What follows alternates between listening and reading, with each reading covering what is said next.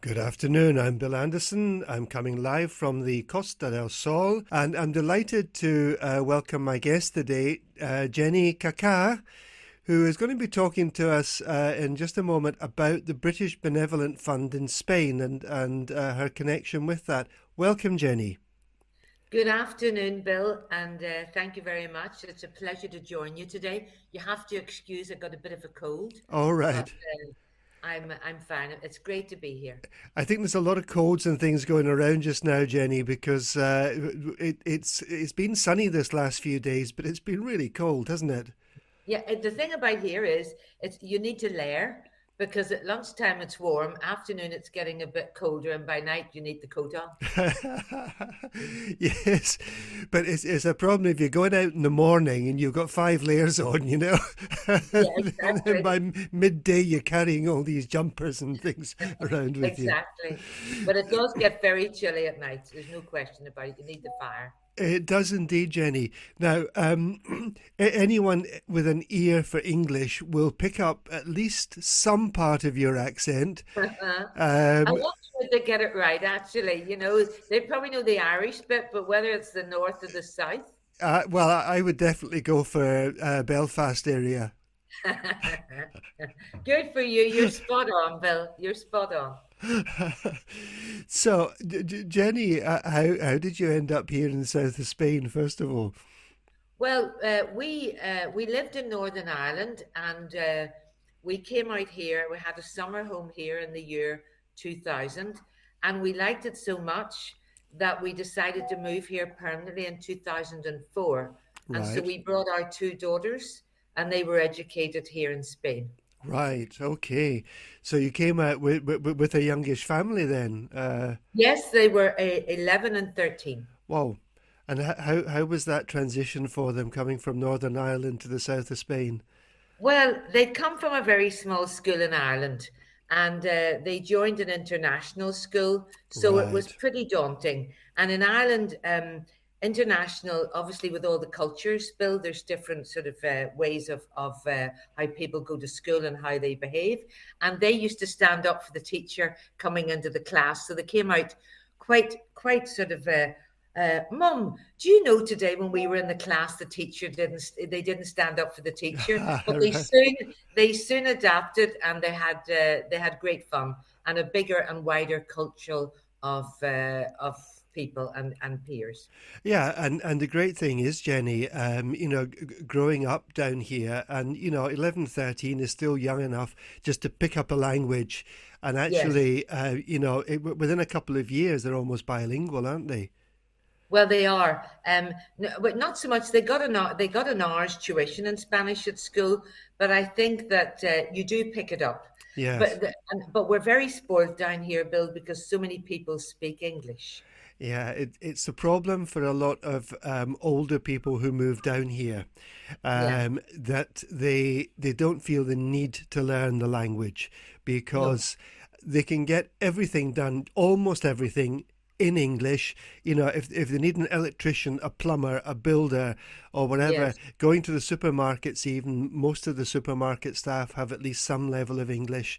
The problems come along when they get sick and they have to Yes. go to the doctors and I don't know, they get their handbag stolen and they have to report it to the police, Yes. and then the language becomes an issue for them, doesn't it?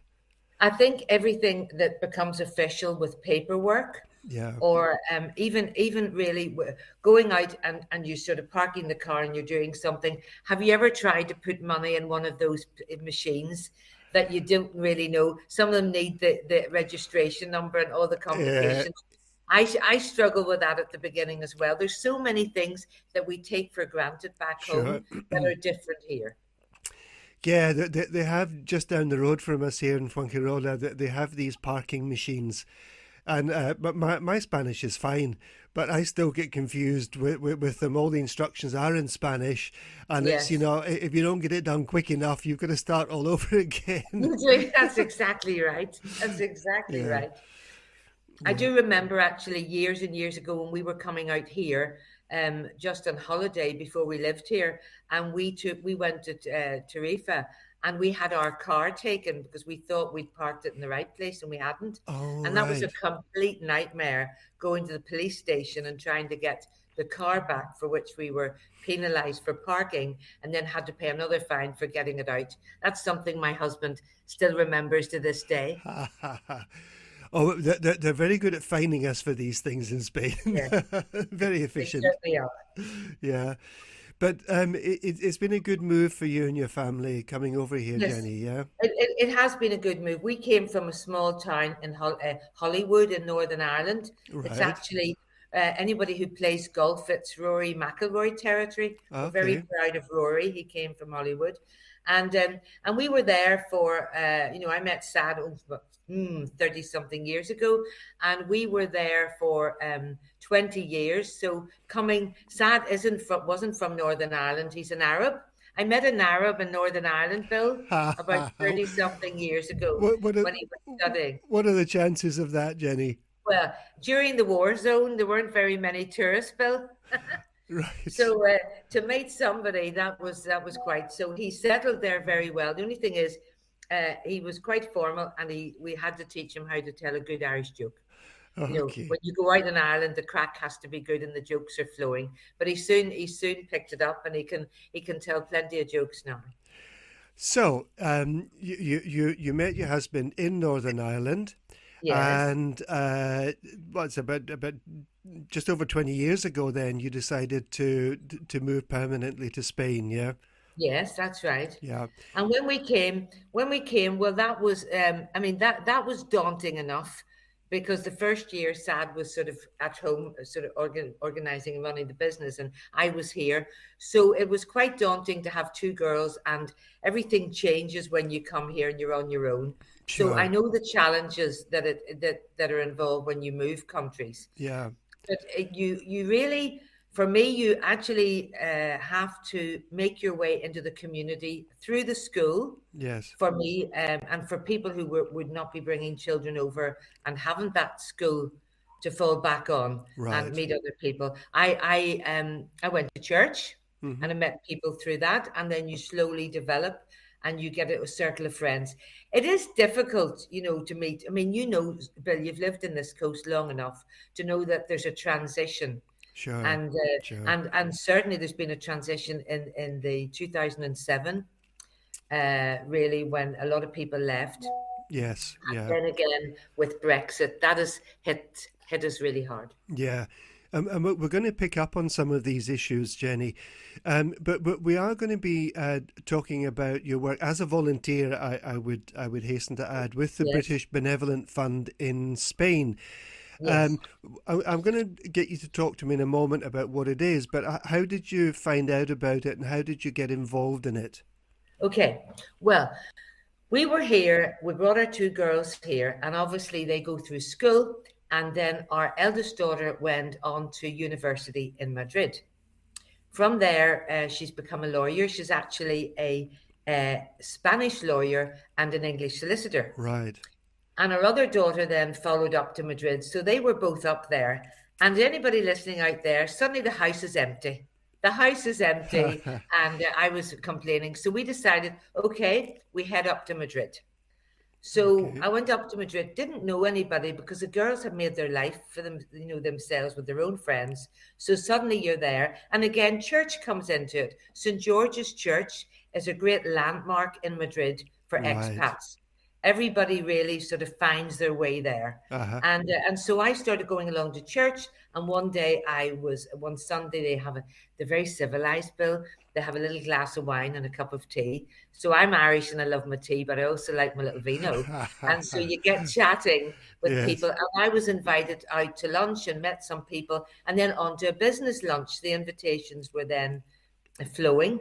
And at that business lunch, that's when things changed for me, because I met Stuart Cusden, and he at that time in 2017 was the chairman of the British Benevolent Fund. Right. Right. And what he had to say about it and how passionate he was about it, I just thought I need and would like to be part of this. And so, as you can tell, you probably got me on this show, Bill, because when you met me, we chat, chat, chat. And I think that's why they thought my best placed role was in the events and fundraising. Right. Okay. That's how I got involved up in Madrid and involved with um, the charity, which we always and still do, although COVID, it hasn't happened since COVID, but the British ambassador is our patron. Right. Okay. And Yeah. the British ambassador at that time um, opens up his home once a year. So we have a an evening in the garden with music, and we raise funds. And then at St. George's, we would have some markets and events. So that's what I got involved in under the leadership of Olaf Clayton, who at that time was doing the events and fundraising. So I became Right. a sort of volunteer with him. Yeah. Now, I mean, just doing a little bit of research into the British Benevolent Fund. It was originally the British Benevolent Fund of Madrid, wasn't it? But it goes way back to, well, the records go back to about 1919. So this is not a new venture. No, Uh, no. It is one of the oldest English-speaking charities in Spain, right. and it is a charity of the last resort. Right. Yeah. That really is who we are. There are lots of charities in Spain, Bill, but this charity is a charity of the last resort. And the work of the British Benevolent Fund relies heavily on the generosity of the donors and volunteers. Right, yeah, and in speaking to you about this beforehand, Jenny, you know, you wanted to make it very clear that those of you who work with the British Benevolent Fund are all volunteers, and in fact, you pay to be volunteers. You pay a We membership do. fee. Yeah, so Yes, we do actually, because it's an association, and an association in Spain, you do have to be a member. that's And right. therefore, if anyone knows, if you're a member of something, you pay a membership fee. And Yeah, so we all give a donation every year. We're right. reminded by the treasurer, Charlie, to make sure that we deposit our donation, and Right. we do. Yeah, I mean, what is interesting now? We all know that the Brits have a love affair with Spain. Yes. I think that's very clear. I mean, I think the Brits, even though things have changed a little bit post Brexit, Brits are still the sort of you know the main impulse into Spain. But what I find interesting is that you know this association was set up in 1919, where I guess that there weren't that many people traveling. It's interesting that it was set up so early for British residents in Spain, isn't it? I think what happened, and from my knowledge of the history of what happened, is it was set up really around people through the embassy, and people who saw someone and at that stage there wouldn't have been as many expats in Madrid. I No, mean, there aren't even as many expats in Madrid when I lived there as there are down here, Bill. sure. So I think it's a case of they were all there, and if someone was in trouble, they all sort of put their hand in their pocket, and everybody helped to get that person through Right. their time of need. Yeah, because Jenny, you know, people have this idea that you know, if you're in difficult times, you go to Yes. the embassy or to the consulate, and they'll help you out. But consulates and embassies, certainly nowadays, with all these sort of reorganizations and cutbacks and all these kind of things, they just can't give handouts to people, can they? It's very No, difficult. yeah, that I think is a misunderstanding, which I'm glad to have this opportunity to clarify. Consuls don't. We work with the consular network here, but basically we provide the funding. They'll knock Right, our door or bring it to us because they know what we do and how we work with them, right. but they have not got the funding to provide one single penny to help any of the people who come to them. Right. So Jenny, you know, I've kind of overspent a bit this month, and my bank account's looking a bit low, and I can't afford my rent. Can I just come to the British Benevolent Fund and say, you know, how about helping me out with my rent this week? Well, you see, Bill, what would happen there is we have to obviously, you would have applied to somebody, maybe a charity, or talk to someone who would bring that request to the BBF. Yeah. That has to be looked at. And the first stage is there's a form to be filled in. I mean, there's always forms Of somewhere, course, but yeah. things have to start. No matter where you go, you have to fill a form. And that form, case support at the British Benevolent Fund.org, that would be sent out to the person relevant, and or whoever is applying on their behalf. Some people, I mean, Bill, there's some dreadful cases that people are not even sometimes in a state to fill in a form. You know, people who are Yeah. maybe homeless or mentally ill. But in this case, it would be filled out. And that would then go towards our committee, a case study committee, who would decide whether that fits the remit. Right. And they would look at with the consular and check things, that there was no one else that could help you within your family, within friends, whatever. And if it was the last resort and you Right. were really in need, then that's when we would step in.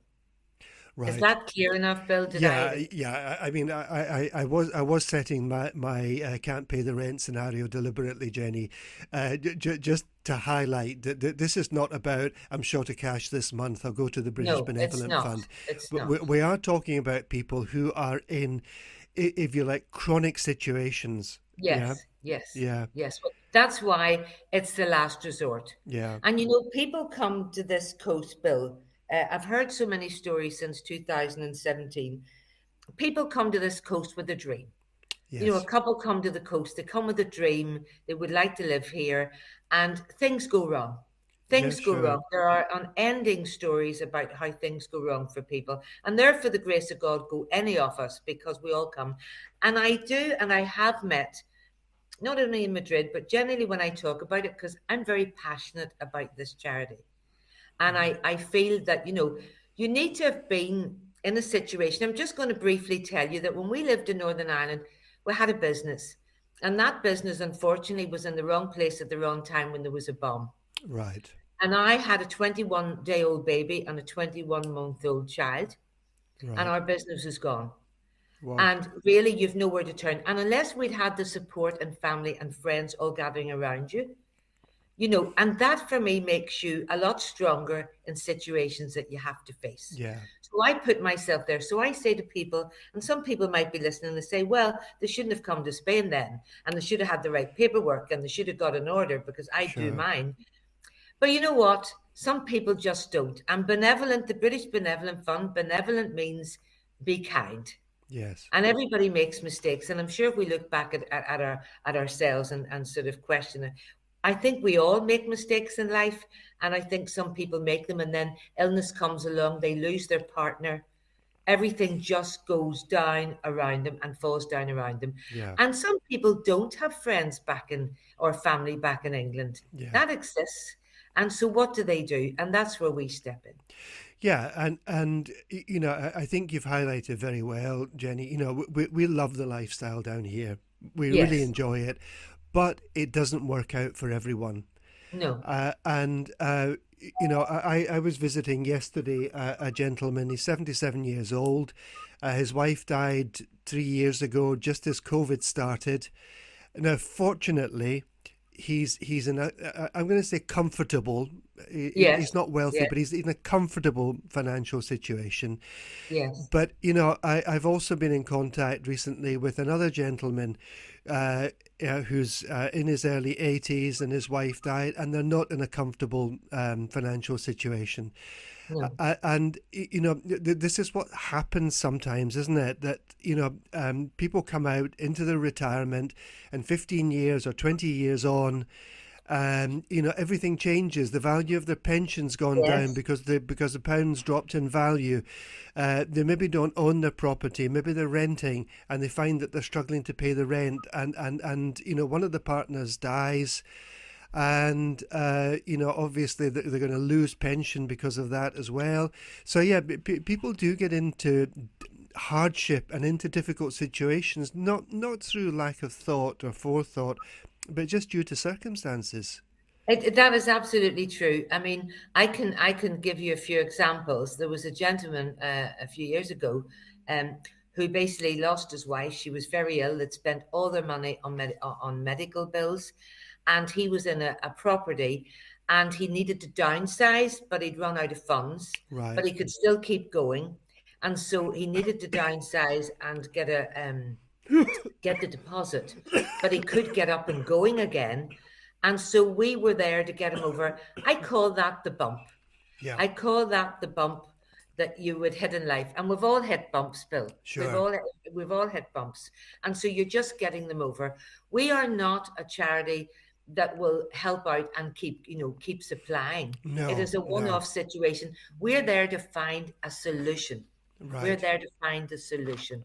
And there, well, usually I think you can find a solution if you try hard enough. And that's what we do. Yeah, yeah. And are you kept very busy? Because, we have a lot of Brits. There's, I don't know, 250,000 Brits living in Spain. Um, and, for everyone, as you say, they're going to be hitting bumps at some point during that time. So I guess you kept very busy, Jenny. Well, yes, I know from joining the charity in Madrid. Yes, there were cases that come in as they do, but when Brexit came and when COVID came, well, honestly, Bill, I can't tell you. I mean, the increase was phenomenal. The Really? increase was phenomenal, Yeah. and therefore, for us, it was a case of trying to keep up with what was coming in. I'm in the fundraising and event side, Right. so I think everybody finds their role in something you do. I get emotional when I hear some of these, and I did and have got involved a couple of years ago. I lost quite a few nights' sleep because there was a gentleman in a caravan in the north of Spain, and he was terminally ill. And the Red Cross had stepped in, and it was a case of getting him home and getting him back to Britain and getting him into a hospice. And Right. all I could think about was, and some things don't move sometimes as quickly as you want because you have to, but I'm in the event and fundraising, but I couldn't help phone up every few days and go, is he back yet? Is he back yet? Right. Yeah. Because that's what you think about. And it's the people who do this. And, I have to tell you that the people who are doing these case studies, you have no idea the hours that go into it, Bill. And, Sure. our Sure. treasurer who works unceasingly at all hours of the day and night because everything is voluntary. We don't have an office. Right. We all work from our where we live. The phone goes, and I got a request yesterday because now that the BBF are getting more a wider awareness on the Right. coast, then people think, oh, Jenny Kaka, right? But I will be passing that on. I pass that on to the next level. But really, people in our organization, and we don't have that many on our executive committee, Right. but they work tirelessly. Jenny, we're going to take a short break. And when we come back, I want to sort of get more into some of the cases that are brought to the BBF, okay? Okay, Bill. Look forward to seeing you in a few minutes.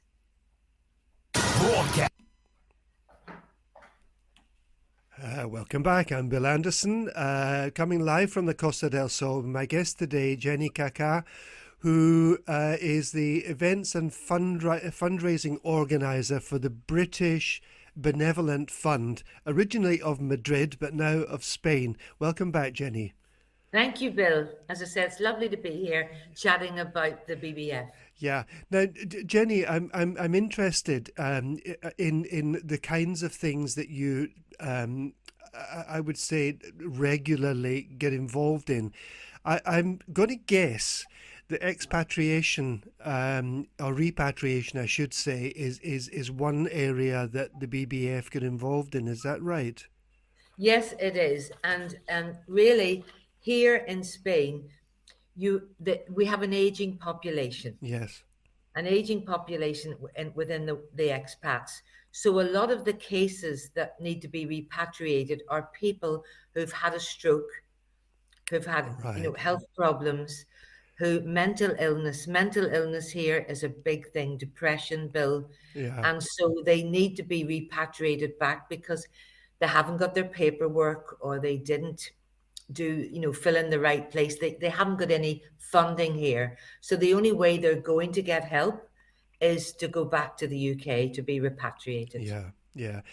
And the other thing as well, Jenny, is that although we do have an excellent health system here, it isn't always matched with social support afterwards.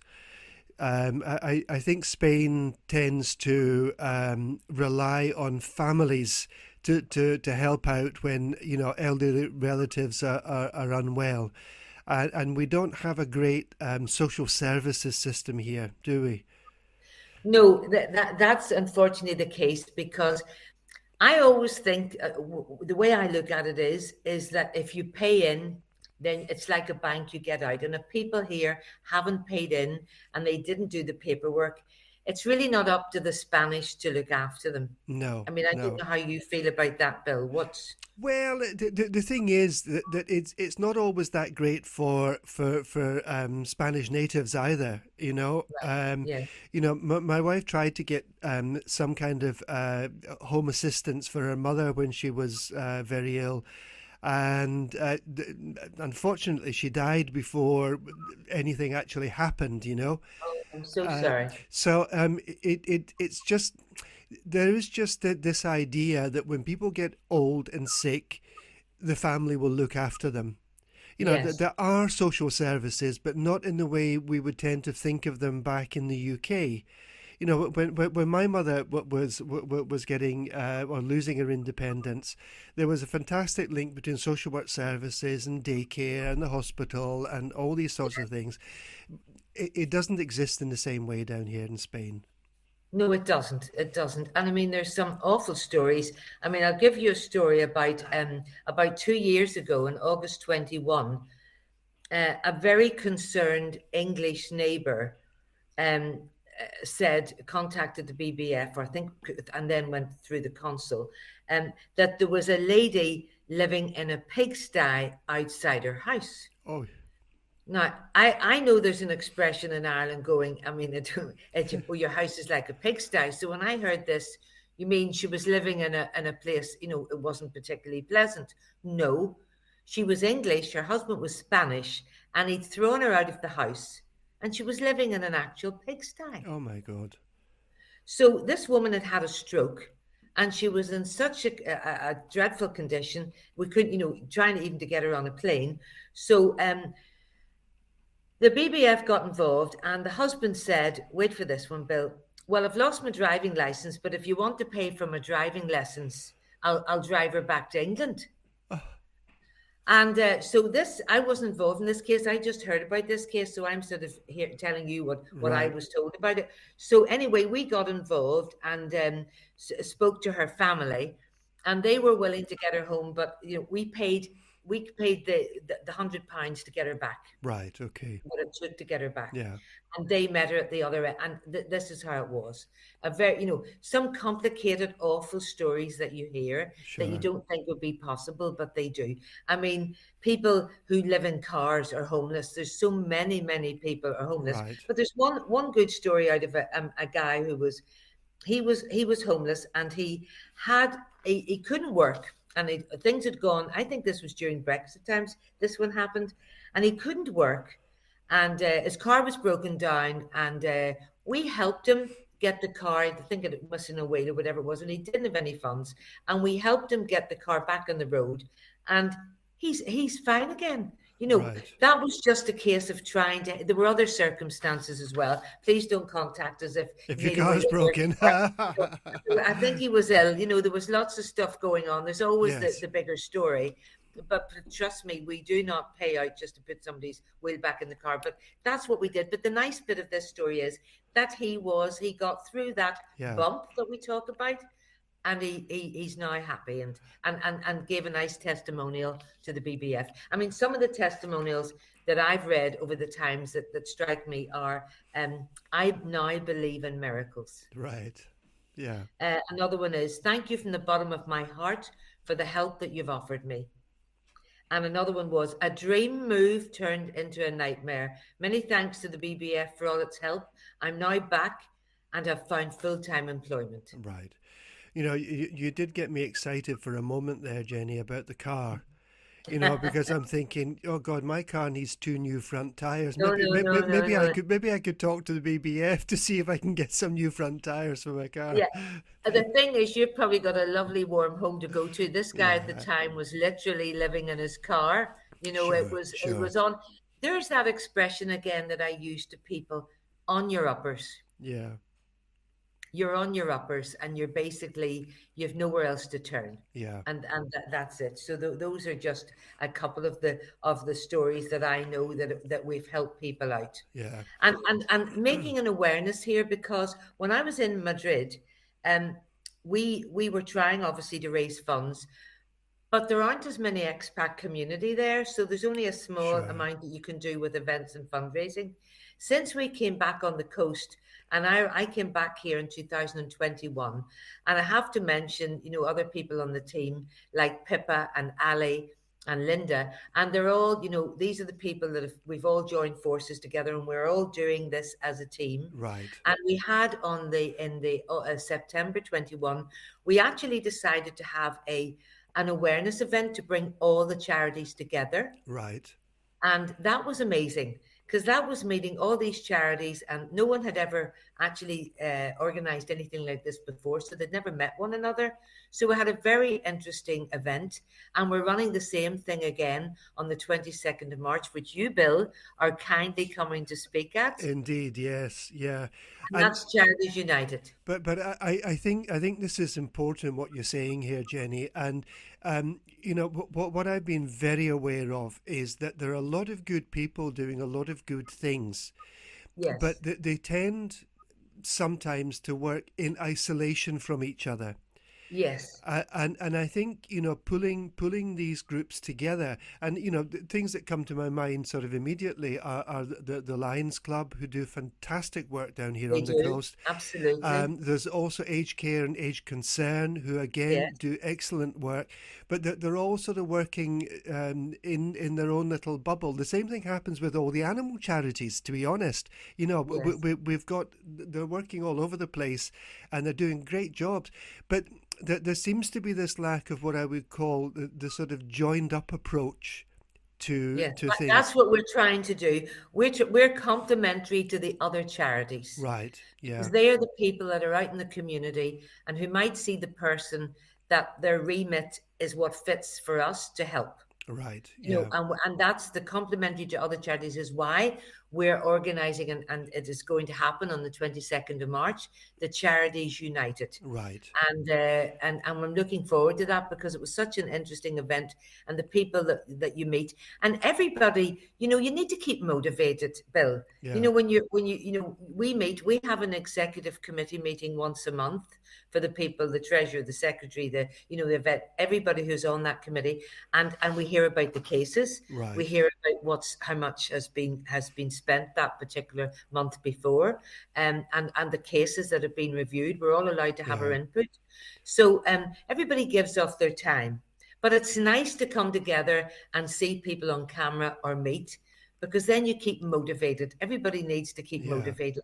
And I think people forget just how important their donation to our charity is. We Right. survive on that. Yeah. We survive like all the other charities do as well. Yeah, and Jenny, you mentioned quite rightly that what we have in terms of our British population down here is, and I'm generalising, but it is an ageing It population. is. Yes. And with the way things happened after Brexit, it's going to continue to be more of an aging population, because it's very, very difficult now for young families, as they did in the past, to move out here, Yes, it is. especially with the visas that are available, which very often include not being able to work for 5 years. So the people who are going to be coming out here are going to tend to be more retired people. Yes. And I've had a lot of direct contact with retired people. In the last year, there's been an awful lot of widows and widowers, um, Yes. and even things like paying for a funeral. Yes. I When understand that. Yes. people are struggling for just to make ends meet, and as I say, a lot of that's to do with the sort of lowering of the value of their pension, Mm-hmm. the increase in the cost, just the cost of living, energy being just one part of it. And I've been trying to help an elderly man whose wife died, for the council does have a facility to pay for a basic funeral, but it takes forever to Yes. go through. If you think your paperwork is bad, you should try looking at the official council paperwork. Wow. I can imagine, Bill. I can imagine. It is. But again, I'm not sort of asking for a commitment, but would that be the kind of situation that you might consider looking at to help with the cost of a funeral, for example? Well, again, Bill, I come back to the fact that that is down to the case support committee to look at Right, that. And our remit is the last resort. And if there wasn't anything out there, and that's most of our cases, I mean, come through the consular network, and we right, work very closely with the consular networks. So if that was at all possible within our remit, we will help. right. We So, will help. so If they can look at everything, that there isn't another solution to it, right. then that's where we would step in. So really, Jenny, from what you're saying here, that when people hit these problems, another bump Yes, in the road, yes. um, probably their best initial source of contact would be the consulate. Yes, it is. It would be the concept. Or they can basically go to a charity or contact the BBF directly. Right. Um, and, the BBF, all you have to do is apply to the Case case support support at at, yeah, BritishBenevolentFund.org. And that will be looked at and you will be answered immediately, Bill. And there will be a form. And that's where it all starts. As we said right, before, it all starts with the information that we're given, because with that information, we can then move forward to see we've got a lot of the consular, we've got a lot at our disposal to find a way through this. right, yeah. Now, thinking about the repatriation thing, Jenny, it's fine being able to put someone on a plane and get them back to the UK. Um, do you have to try to sort of connect with what happens with them when they get back to the UK, or would someone else do that?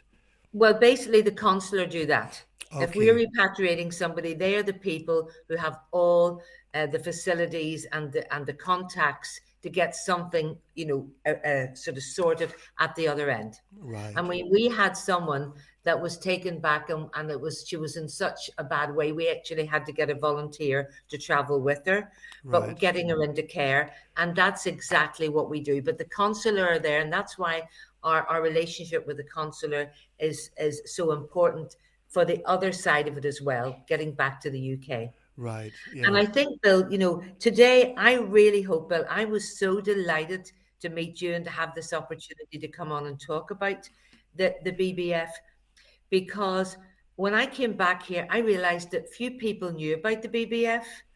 And it was a bit of a struggle in the beginning because we were going, what's the BBF and who the BBF?